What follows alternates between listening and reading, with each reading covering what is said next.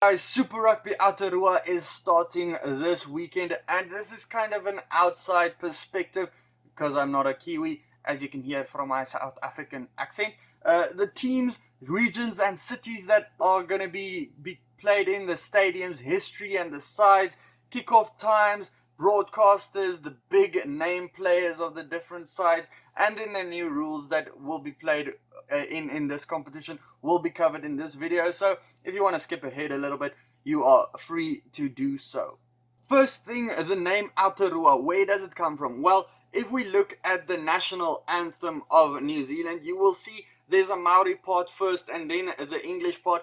The last word before we get to the English part, you will see Aotearoa. That means the long white cloud, or in actual fact, New Zealand. So that's what Aotearoa means, if you want to know, or if you just can't pronounce it. It took me very long to kind of get it going. You can just say Super Rugby A for the rest of the tournament. So let's get into the teams. They are based in these different regions. In the North Island, we have the Blues, Chiefs, Hurricanes, and in the South Island, we have the Crusaders and the Highlanders. The tournament will be between those 5 teams, 10 weeks long, 20 games, and then there won't be any finals, so whoever is at the top of the conference actually wins at the end. There will be crowds allowed, thanks to the savior of rugby, Jacinda. We will just give you a minute of silence every time any game will be played, because thanks to her, games will be played. We will be able to watch rugby again. So just remember that before we go to anything rugby based or watch rugby again.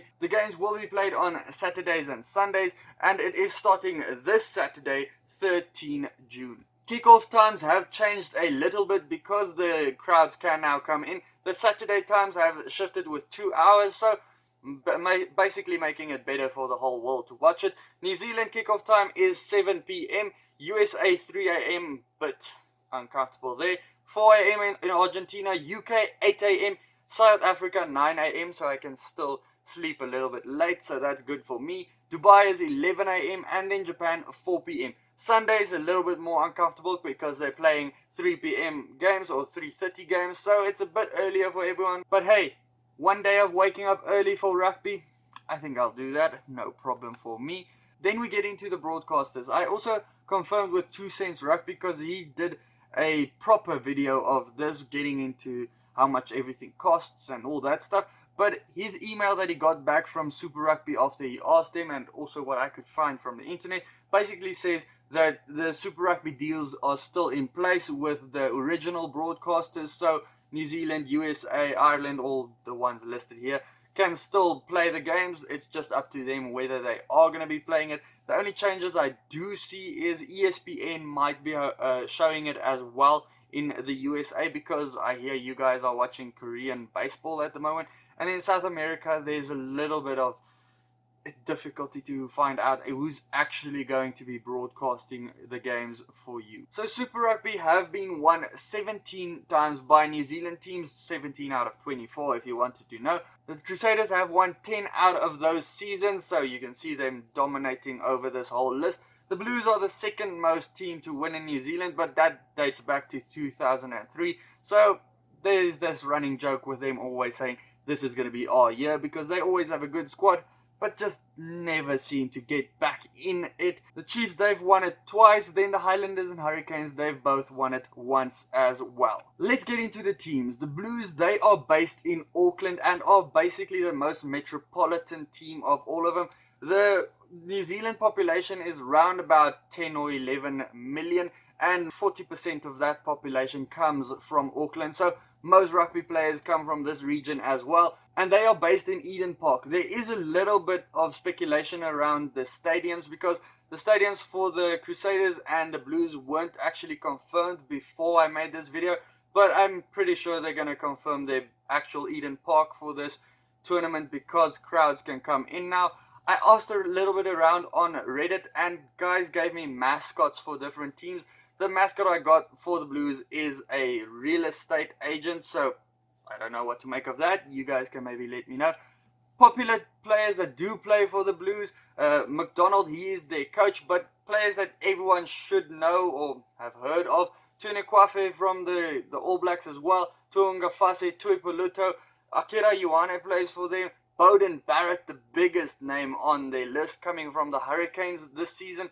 Dan Carter, well, he's probably the biggest name on their list then. Okay, Dan Carter is there as well. He signed for them like in the last week. He's probably the best substitution you could have. Rico Ioane also plays for this side. He's an exciting winger slash centre. And then for English fans, Joe Marchant also plays here. He's going to be playing until the end of July. They said his contract runs, but I won't see why they can't just extend it for him to get more game time. So I don't know. That's where he plays. Any English fans? And what I can say about the Blues, they are probably going to be the bandwagon team for most fans this season, or this Super Rugby season, because of them having Beauden Barrett there, Dan Carter there, a lot of internationals like Joe Marchant there as well. I would say they're the bandwagon team, but not the bandwagon team in the respect of them winning every tournament in the last couple of years. Then we get to the next side, the Chiefs. They are known... Wait, that's probably not the right place. The Chiefs, they are based in Hamilton, Waikato, and they are traditionally known for their fast-running rugby, mostly played like the Maori culture, associated with Maori culture because they play that fast-running rugby. But this area is also known for the Lord of the Rings movies. Why I actually had that other picture on. But yeah, they do play in the Waikato Stadium, and their mascot that I got from Reddit is a bottle of milk.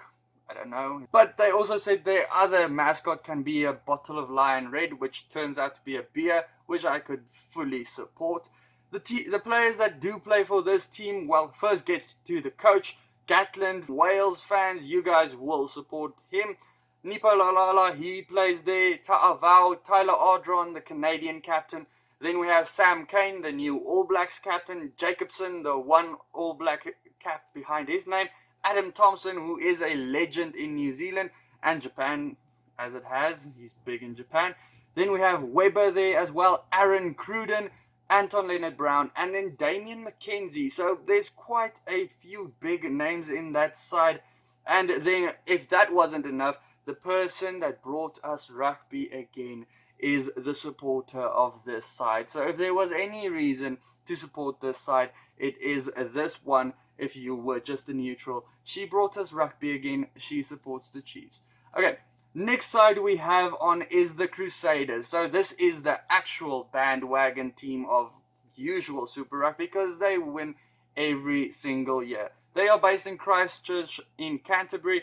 Their stadium is the AMI Stadium, or quite frankly, it's also called the Rugby League Park. So I don't know what to make of that as well. They are the most successful Southern Hemisphere team, and in this time they have faced quite a few obstacles. They faced earthquakes in 2011, tremendous fogs in the 2006 final, and then last year they had attacks that actually made them change their logo to this thing that we have over here at the moment, which someone in the comments will probably tell you what it actually looks like, or you could maybe see for yourself if you tilt your head a little bit. And then what I also heard on Reddit is Christchurch is known as the most English city in New Zealand, and their mascot, which I fully agree with, is a jar of their opposition tears. Yeah, pretty much accurate. If you do play SuperBru, which is in the description below, just back them all the time. They always win. The big players they have quite a few. They have the Samoan prop, Michael Ala'alatoa, Joe Moody. They have Cody Taylor, another Barrett brother on the occasion here. They have Scott Barrett. Sam Whitelock is back with his beloved Crusaders. Mahunga is their number 10. Then the guy with the magnificent mullet, Goodhue, is there as well. Eno is in their side. George Bridge is in the side. Sevu Reese is an exciting winger. If you want to back any winger, he's an exciting one. And then David Havili. So they're back three. They're two centers. They're number 10. All big names. You can see why you can say this team is pretty exciting. And they do win a lot of stuff.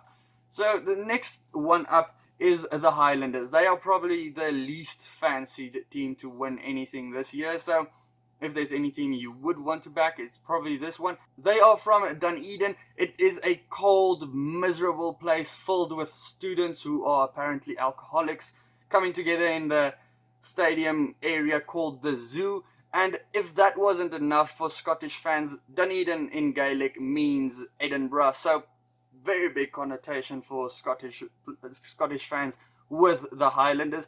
You can support this side. The stadium, yes, it does look a little bit like a factory and is not the nicest one, but it does have a roof, a lot of rain there, so that helps for them. They have great support from local fans, mostly university students, like I said, so things could get exciting over there.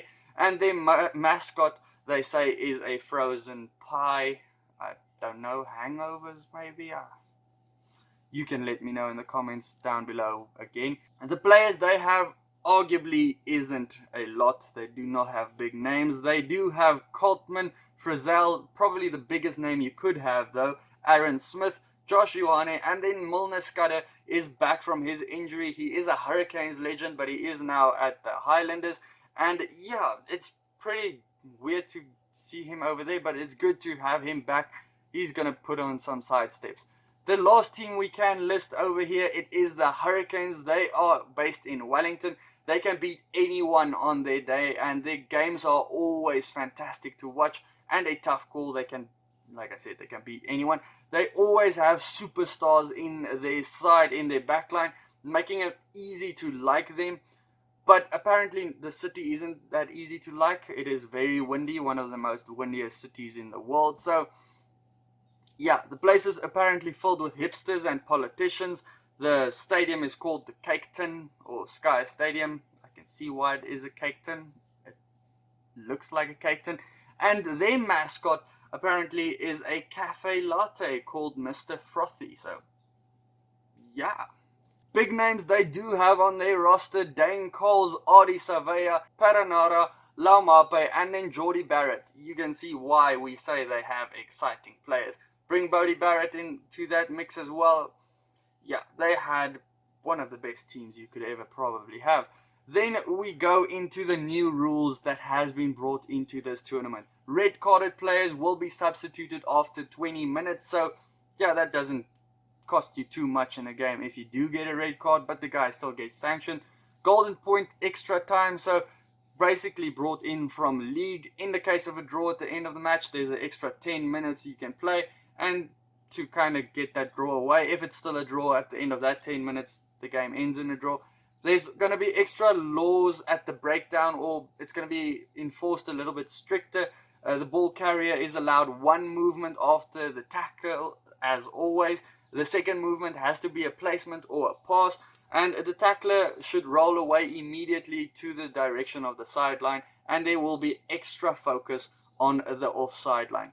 Guys, the first games we will be watching on Saturday, 13 June, is the Highlanders versus the Chiefs. The Highlanders say they want to bring some excitement to this one because, to be honest, in the Super Rugby before this whole thing happened, they weren't great. They didn't win a lot, so hopefully they can do something. 14 June, I'm definitely waking up early if I am any of you based overseas thinking of a game to watch. Blues versus Hurricanes, it is going to be huge.